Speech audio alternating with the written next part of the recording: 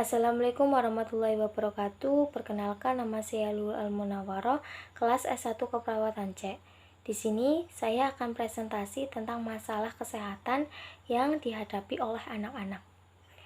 Masalah kesehatan anak merupakan salah satu masalah utama dalam bidang kesehatan yang saat ini terjadi di negara Indonesia.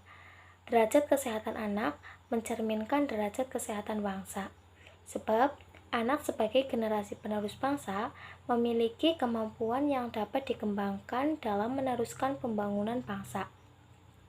Berdasarkan alasan tersebut, masalah kesehatan anak diprioritaskan dalam perencanaan atau penataan pembangunan bangsa. Yang pertama yaitu masalah kesehatan anak yang sering muncul. Yang pertama yaitu demam. Demam adalah kondisi peningkatan suhu di atas 30 derajat Celcius dan merupakan gejala yang sering muncul pada anak karena sistem kekebalan yang masih berkembang. Umumnya,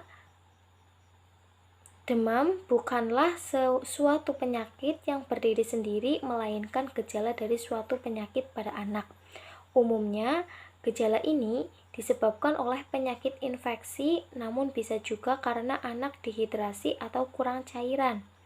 Apabila anak Anda demam lebih dari 3 hari, meskipun sudah diberikan obat penurun panas, disarankan segera berobat ke dokter. Yang kedua yaitu ISPA atau infeksi saluran pernafasan akut. Umumnya ditandai dengan gejala batuk dan pilek baik disertai demam ataupun tidak.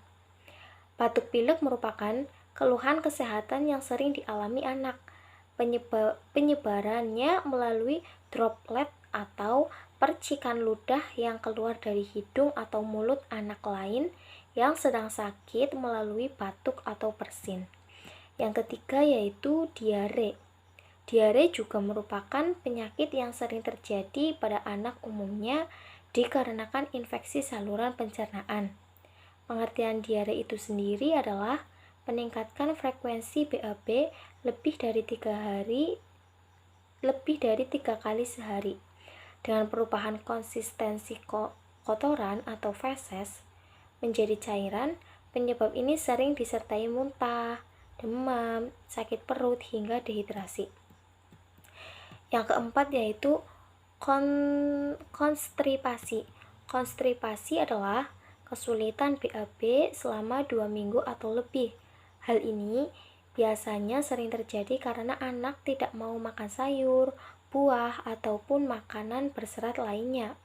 Selain itu, bisa juga disebabkan kondisi anak yang takut BAB karena sebelumnya keras atau nyeri, atau akibat toilet jorok, bau, dan ada kecoa. Yang kelima yaitu ruam pada kulit. Kemerahan pada kulit juga merupakan masalah kesehatan yang sering muncul pada anak. Tanda-tanda kemerahan pada kulit anak bisa muncul karena ruam popok, biang keringat, alergi yaitu misal susu, makanan, atau obat, hingga infeksi virus. Yang keenam yaitu kejang. Kejang terjadi karena adanya kelainan aktivitas listrik di otak, sehingga menyebabkan gerakan tubuh yang tidak terkendali disertai kehilangan kesadaran. Meskipun terlihat mengkhawatirkan, umumnya kejang yang terjadi adalah kejang demam dan tidak berbahaya. Kejang juga bisa terjadi karena penyakit epilepsi yang sering terjadi pada anak usia di atas 5 tahun. Yang ketujuh yaitu infeksi pada telinga.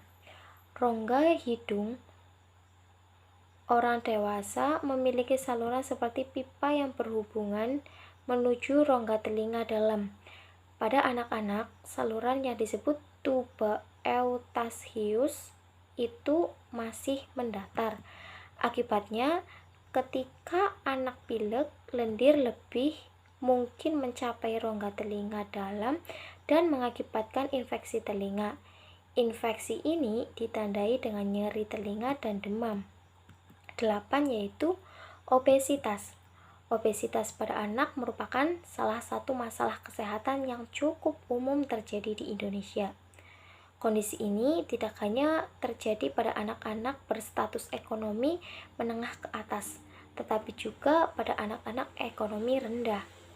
Kondisi kelebihan berat badan ini disebabkan ketidakseimbangan antara asupan makanan yang tinggi kalori dan lemak, dibarengi dengan rendahnya aktivitas fisik anak.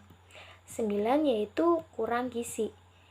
Di sisi lain, Indonesia juga menghadapi masalah gizi yang berlawanan dengan obesitas, yaitu kurang gizi atau gizi buruk. Banyak anak-anak yang tanpa disadari sebenarnya kurang gizi. Hal ini dapat Anda diketahui dari terhambatnya pertumbuhan berat badan dan tinggi badan dibanding usianya.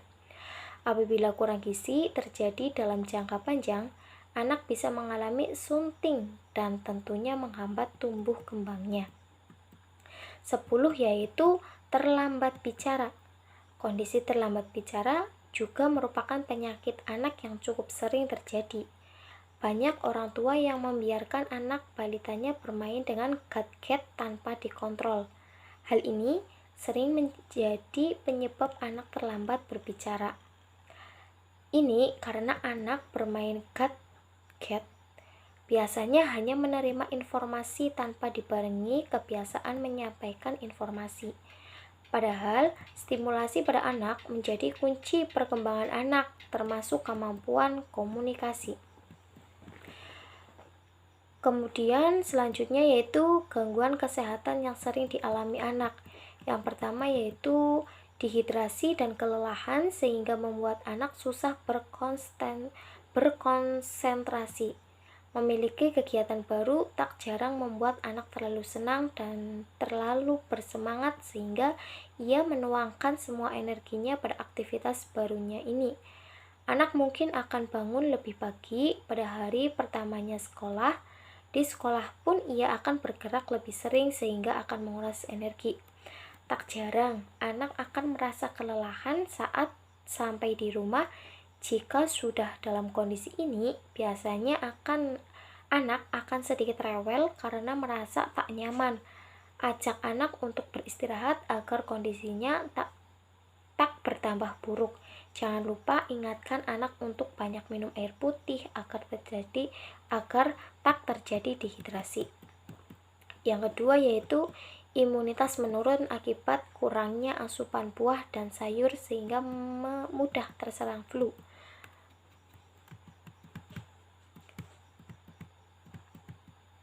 Bukan rahasia lagi jika sayur dan buah bukanlah menu favorit anak-anak. Karena bertambahnya aktivitas juga kadang membuat ibu tak sempat menyisipkan sayur dan buah ke dalam bekal si kecil.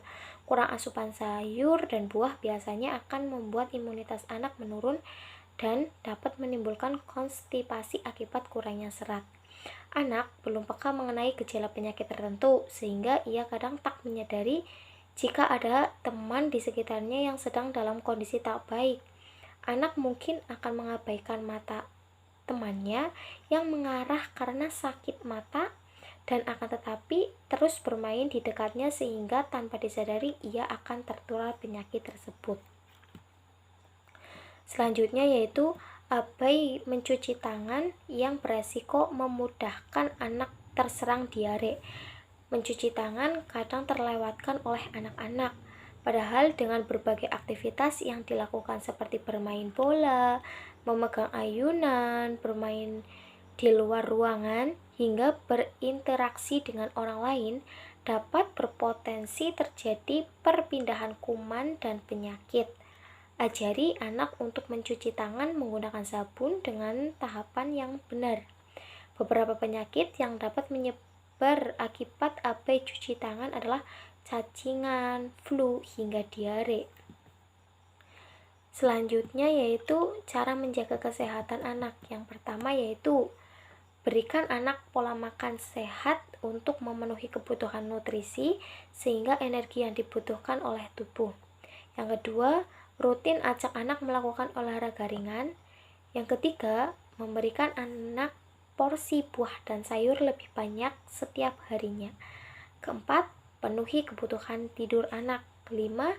Penuhi kebutuhan cairan pada tubuh anak. 6. Lakukan vaksinasi secara rutin sesuai dengan jadwal. 7. Ajarkan cuci tangan yang benar.